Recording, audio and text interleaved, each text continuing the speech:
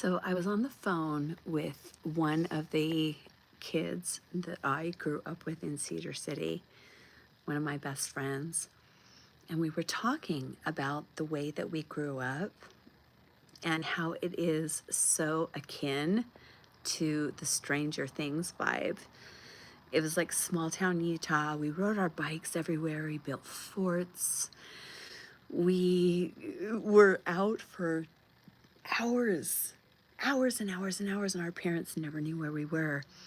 And I was like, it's like Stranger Things. It's like the real Stranger Things. And I said, you know what? I think I have a really good idea for a documentary or a TV show. Because I am a person who likes reality TV, sue me.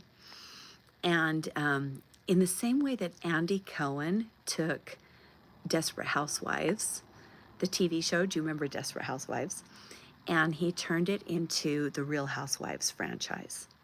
I want to take Stranger Things, that 80s vibe, that quintessential 80s vibe, and I want to turn it into a reality show about the real lives of Gen X, the real people that grew up in that era, and the real people that rode their bikes all day long and built forts, and our parents did not know where they were, or did not know where we were, and they didn't care because we were like the latchkey generation.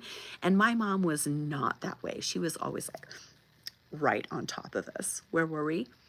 But for the most part, we grew up in a generation where we would leave the house in the morning on Saturday and we did not come home until like 10 o'clock at night.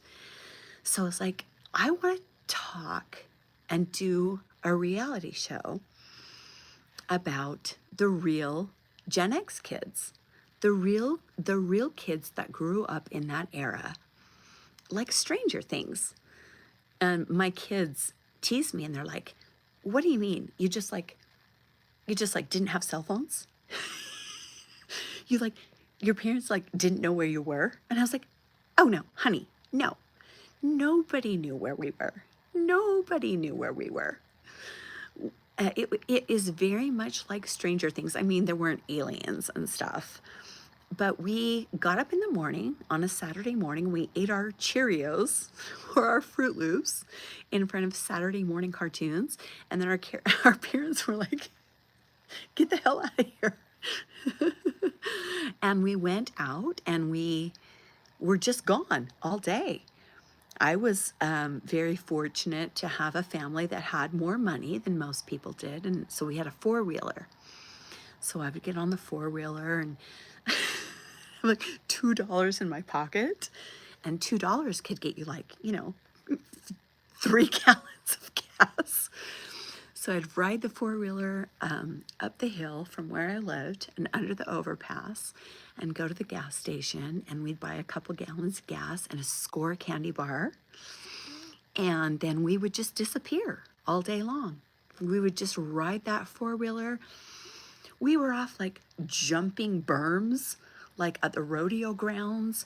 Maybe somebody got kicked off the four-wheeler and perhaps had a broken bone. Nobody cared. Nobody cared. Oh, you're hurt? Oh, well, suck it up. Your parents aren't coming to save you. Nobody was coming to save you. And that is the Stranger Things vibe. I know that a lot of people are really obsessed with the whole 80s thing and how we grew up. So I think it's really interesting and really important that we talk about it. And I don't consider myself a filmmaker because this little dog and pony show here on YouTube that I have is, girl, I have no idea what I'm doing. But I am a film lover, and I am a studier of film, and I am a student of filmmaking, and I would like to make a film. I would like to make a documentary series. And so if I'm going to make a documentary series, I don't think there's anything that I'm more knowledgeable about or more worthy to speak on than Gen X growing up in the 80s. So I think I'm going to do this. Would that be exciting? It doesn't have anything to do with true crime, but it kind of does, because the 80s generation, when we were so left to our own devices, does have something to do with the fact that so many of us were like, I don't know, murdered and taken and killed. So it kind of plays into that whole vibe of this generation that was not neglected in a malicious way, but neglected because our parents were busy.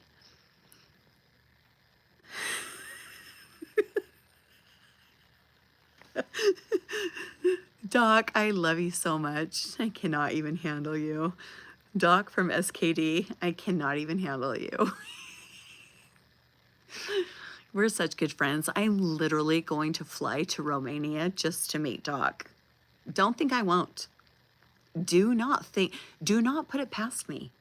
Don't put it past me to fly to Romania just to meet Doc from Serial Killers, because I am going to fly to Romania and I am going to meet you, Doc. Be afraid. Be very afraid. People tell me on my, were there more serial killers or victims of serial killers due to the AIDS? I don't know. I don't know. Romania is beautiful too. I don't care, Doc. I don't care. I'm coming to Romania. You think I'm not going to? I don't even like to fly on a plane, but I will get on a plane and I will come to Romania, and you and I are going to do a show together. It's happening. It's 100% happening. I don't know if there were more serial killers in the 80s, or if it was just the time that we were more aware of it. This is why I love talking about this shit. This is why I like to talk about this stuff, you guys, because we don't know. It's not well documented. It's not, nobody's tracking this stuff. The police departments in America are not linked into each other. I know that we would all like to believe there's some sort of, hi, Ramona. I know we would all like to believe that like cops are all like talking to each other and linked in on this vibe of like, you know, what's happening. It's not that's not the case. They're not talking to each other. This is why I think it's so important to talk about this shit. And I am 100% devoted to continuing this. My friend Travis, my bestie Travis, said to me the other day, and this was kind of insulting. It was a little bit insulting. He said, I don't know anybody that's as stupid as you are. You've literally been working for 3 years for free. And he's like, you have all these skills, all these computer skills. You're a well-known singer. You're a well-known artist. You paint, you sing, you do all this shit, and you're just doing this for free? And I was like, well, I guess I'm an idiot. I guess I'm an idiot. In the 80s, this was the media trend. Believe the number of serial killers were lower, but we talked about it more. Yeah, Doc. Yeah, agreed. 100% agreed. I have an addictive personality. When I zone in and get really involved in something, I can't let it go. This is why I've never done drugs. I'm like, oh, you want me to do some coke? I'll be living under a bridge in a week, because I have an obsessive, addictive personality. And right now I'm addicted to talking about serial killers. And not only serial killers, but crime. Why do people do the things that they do? Why do so many of you have abusive childhoods and you turn out just fine? I did not have an abusive childhood. I had an amazing childhood. My parents, my family, amazing, amazing. I've never been abused as a child. Now, as an adult, 100%. I've been raped, I've been beat, I've been treated like shit as an adult. But my childhood was an amazing childhood. So the conversation is, why do some people that were abused as children grow up to do such violent things? Well, 90% of you who were abused, because let's be honest, there was a lot of fucking child abuse going on. Why do 90% of you not do the things that this maybe 8, 9, 10% of people do? Why? What is the difference? That is my obsession, and I am obsessed. I will admit it. I am 100% obsessed with talking about this. Because I was raised in a cult, because I was raised in Mormonism with this weird code of morality that I think is false and ridiculous, and then I became agnostic, my interest is in talking about morality. Why are some human beings moral, regardless of how they were raised or how they were treated? We're still moral. We're still moral, and we're still concerned, and we're still empathetic, and we're still kind.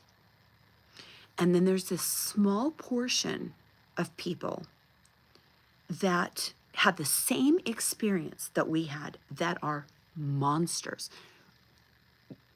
Dudes, monsters. I'm obsessed. I'm obsessed with talking about this. Why? I don't know. I don't know. It's the same reason that I'm obsessed with advocating for the queer community. I'm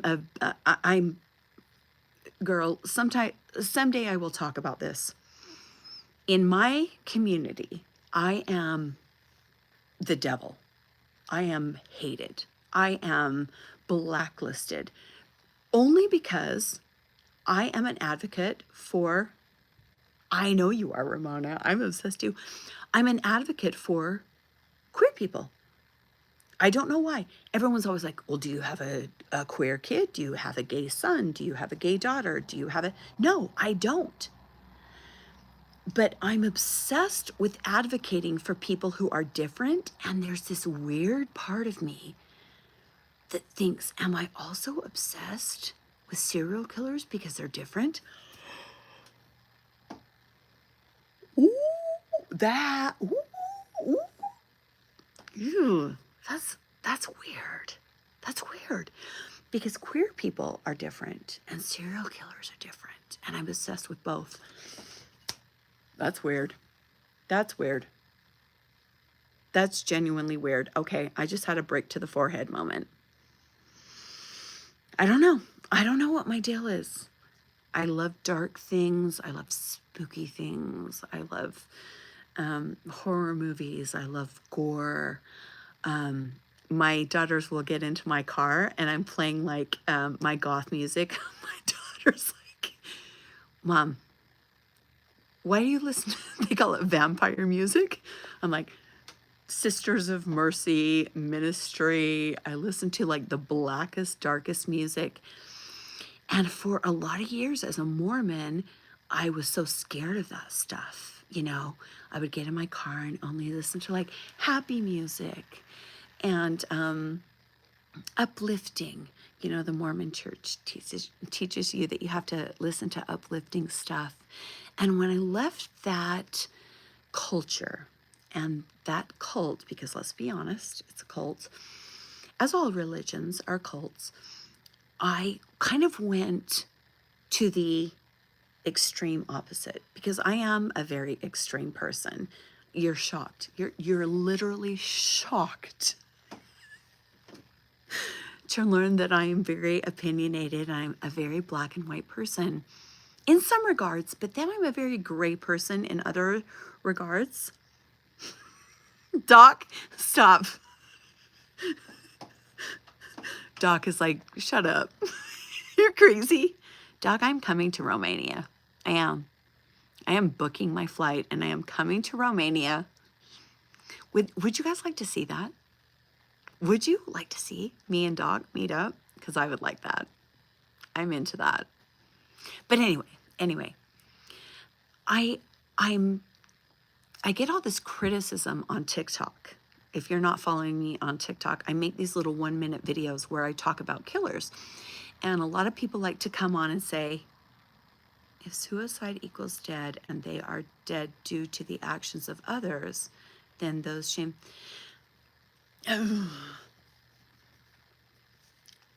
Suicide isn't 100% the actions of others.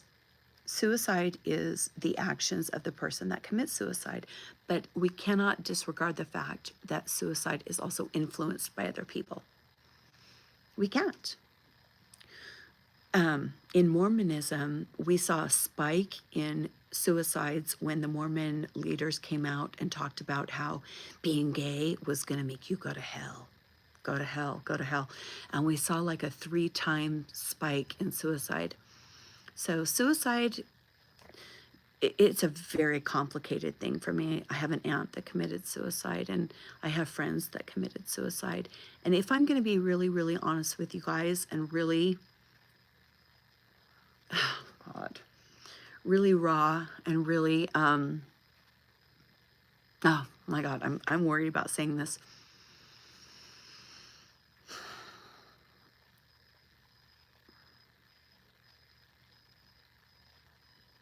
Yeah, if you believe in hell, Doc, then why would you commit suicide to go there faster? I agree. So I'm going to get back to this. If I'm being really honest, oh, I love that you're 67 and gay and you got out of that. I love it. I love it. I love it. I love it. I love it. But if I'm being really honest about suicide, this is hard for me to admit, you guys. I think it's a selfish act. Oh God, I know. I just said that. I know people are mentally ill and I know people are suffering. You're 67 too, Ramona. I love that. I think taking yourself out when you have people that love you is hurtful. It's hurtful to those people. But at the same time, if I was in that much pain to the point that I didn't want to be here anymore, I get it.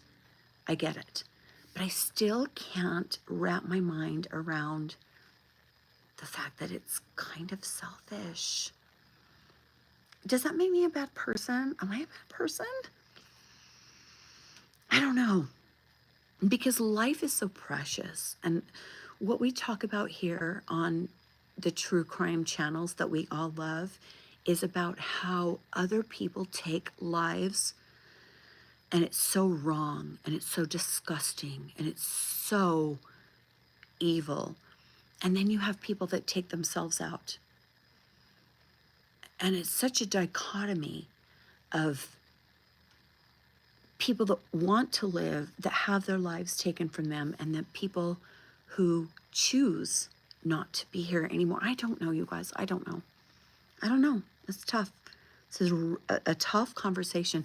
But what I like the most about this channel and with interacting with you guys, and why I only get on here live late at night when I can't sleep and I'm a little bit manic and crazy, is because the honesty of the conversations that we have here is what keeps me going. What kind of channel is this? Somebody just said, it's a true crime channel, but ultimately it's a channel about why human beings do what they do. I think if we get to the core of what true crime people are interested in talking about, mobbing and bullying lead to suicide. 100%, Ramona. 1,000,000%.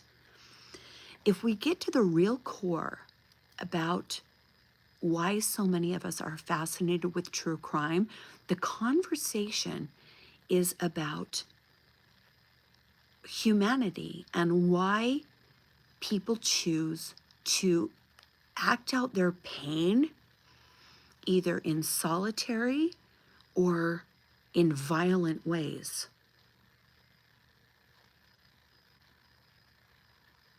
Yeah, yes, I agree. Shame has a lot to do with it. Hey girl, hey girl. Shame has a lot to do with it. Can I? Okay. Oh my God. Okay. I'm going in. I'm going in. I'm going in. I'm going in. No, they don't have remorse because they're psychopaths.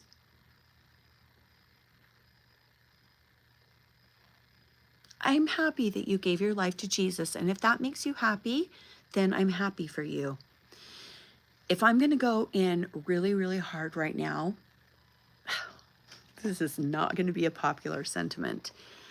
The mass shootings and the killings that we see with men killing women has a lot to do with toxic masculinity and the fact that men are not allowed to express their feelings. Men who are taught and schooled to not be able to talk about why they're hurting or why they're sad, that has a great deal to do with why men kill women. And let me tell you a little story.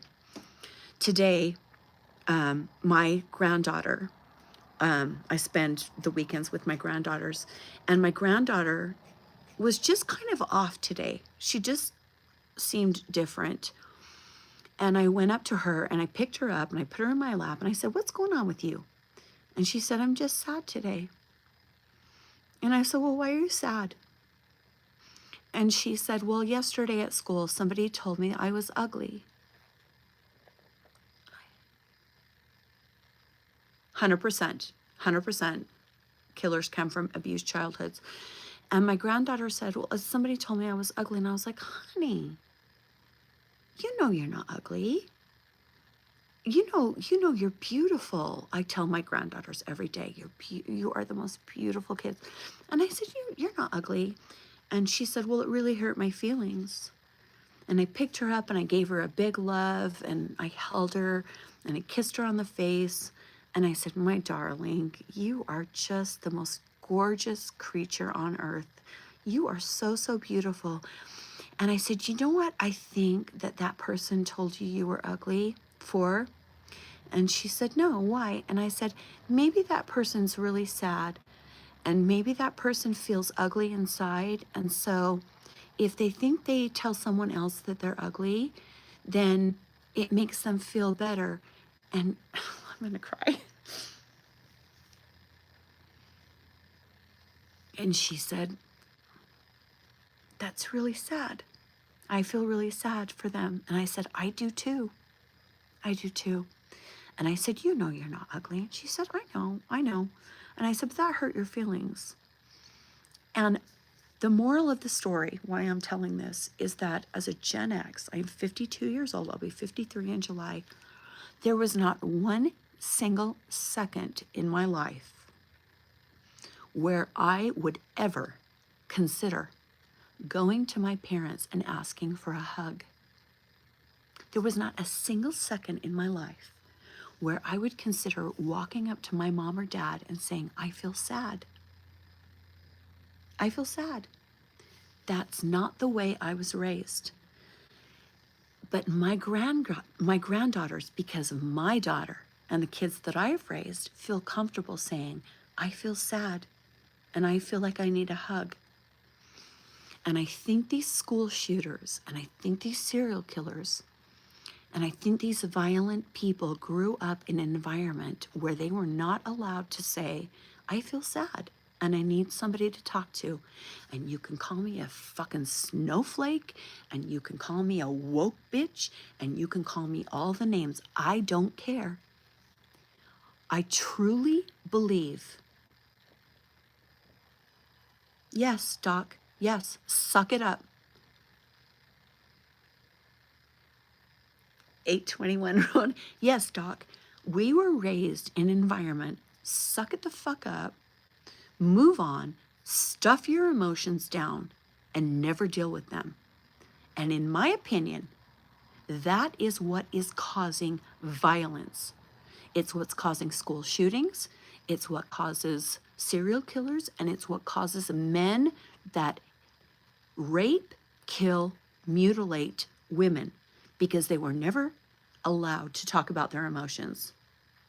And you can call me whatever the fuck you want. I'm not a fucking snowflake. Yes, being shunned. Yes, agreed, agreed. I love that. Everyone needs love. Everyone needs love. And I am telling you, the core problem is not guns. It's not violence. It's not video games. It's not music. It is the fact that people are not allowed to talk about their emotions, especially men. If a man cries or a man says he's hurt, we shame them and we shove them down to the lowest rung. And that is bullshit, because I am married to a man that is the most alpha male. He has a photographic memory. He has a high IQ, and that man will cry. And I love that about him. That man will cry. That man will sit and watch a sad movie and he will cry, and I love it. He is in touch with his emotions, and it's fucking sexy. It's sexy. We have to stop shaming men for feeling things. Men have emotions. And the reason that so many men kill and so many men are violent is because we do not acknowledge and honor their emotions. And I'm sick of it. I'm sick of it. I'm sick of it. And I'm pissed about it. And I have a really hard time with this because I don't ever want to get political on my channel. But what pisses me off is that talking about human emotions and the human condition is not political. That's not political. We should talk about the fact that people in this world are hurting. A lot of people are in pain because this life fucking sucks. It's all a matter of male pride. 100%, Ramona. 100%. 100%. 100%. My dad, I'll give you an example. My dad is a really hardcore, like, dude. He's like a dude. You know, and he's an attorney and he's a judge and he was a star basketball player and all this shit. But in the last 5 years, my little daddy, who is so cute and I love him so much. Thank you. Speaking truth is not political. Thank you.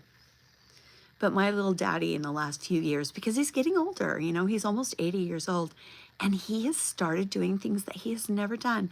When I see him, he gives me a kiss on the cheek and he puts his arm around me, and he's never done that before because he was raised in the 60s and 70s. You don't show emotion. You don't do this. But then when I see my dad now, he gives me a little kiss and gives me a little hug. He's such a cute little daddy. And yes, he's a hardcore Mormon. And yes, he's a hardcore Republican. But he is not a... I don't even know if it's... I don't want to get political, but my dad is not a Trump supporter. But he is a Republican. But he has grown so much. And I love that about him. I love the fact that my mom and dad, as indoctrinated as they are into the Mormon culture, they're teachable. Is there anything more beautiful than a teachable human being? There's not. There is not. I don't care where you come from or what your beliefs are. As long as you are teachable and as long as you are willing to learn, it's just beautiful. It's just beautiful. One of my best friends is a drag queen, and he's my sister wife. We call him my sister wife. So there's two of them, and they're married. So the one guy is my best friend, and his husband is my sister wife, and he's a drag queen. And I'm sewing him a dress right now because he has a show. And I took it over to my mom's house, and my mom is like this really like strict Mormon lady. And I was like, I don't really know how to sew the sequins on this dress. And I was like, well, I'll do it. And I was like, oh my God. My mom is just like this hardcore Mormon. She's like, well, I'll sew a dress for a drag queen. Like, isn't that beautiful? Isn't that cute? It's being loving and being accepting of all people and being open to different people. That's what makes life amazing. You were Mormon when you were young. Oh, girl. Oh, girl. I have so much religious trauma. Believe me, my therapist has made $8 million off me. I don't really care what your opinions are, but I will say this. Opinions are for pizza. Opinions are for music. Is AC/DC the best band, or is Metallica the best band? Those are opinions. Opinions don't apply to whether or not somebody has the right to live their life the way they see fit. That's not an opinion. And in the same way that I feel like we all have freedom, that also applies to the true crime genre in the way that people should have the right to do whatever they want and live however they want until you hurt someone. And that's where I think I get into kind of a headspace with true crime people where they say like, well, you're glorifying serial killers or you're glorifying people that do bad things. I don't know about that. I don't think that talking about history glorifies bad people. We have to talk about Hitler. We have to talk about Pol Pot. We have to talk about Richard Ramirez. I don't think talking about bad things means we're glorifying it. And that falls into the same thing with the queer community. And that's, we have to talk about the fact that queer people have been discriminated against and Black people have been discriminated against. And I guess that's where I'm at. And I've been warned by friends and people on YouTube, like, don't get political. And I won't ever get political, but I don't think talking about human rights is political. That's a disconnect for me. I don't think talking about whether or not people have the right to exist in the way that they exist, as long as they're not hurting anyone, that's the line. You're allowed to exist in whatever form you choose to exist in, as long as you're not hurting someone. That's where I draw the line. And that's not political to me. I mean, I know people disagree. I do, but I love talking to you guys, but I'm going to go to bed. I'll leave this up because I didn't swear. And I'll see you on Tuesday. I have a really fun story for you on Tuesday. A really fun story that I've wanted to share for a while. And I'll see you on Tuesday. And also, I want to apologize. I have not been... I did, Serial. I did, Doc. I did. I want to apologize because I have not been really good at answering comments lately. And that's because I've been really, really busy. I'm trying to get the podcast going. God bless and good night. Good night. I'm trying to get the podcast going. And I'm also getting my music career going again. Hurting people is not allowed. That's right. But I want to apologize to you guys if I have not answered comments. I've been really bad about that the last week. And it's because I'm getting the podcast going and I'm also starting to sing again because COVID is over. And now I have shows that are coming up. So on top of the channel, I have the podcast and I have the singing stuff. So it's been really hard for me to... Thanks, David. I really, really do try to answer all the comments, but I'm admitting 100% I have not been good about that last week. So please forgive me, and I will try to get back to honoring the comments and answering the comments because I really do love talking to you guys. But it's just been because with the podcast and the singing thing that I'm getting going. Thank you, praise our Father. Thank you for subscribing. And I will get back to honoring and answering the comments because I really do love talking to you guys. And I will see you soon, and have a good night. I love you guys so much.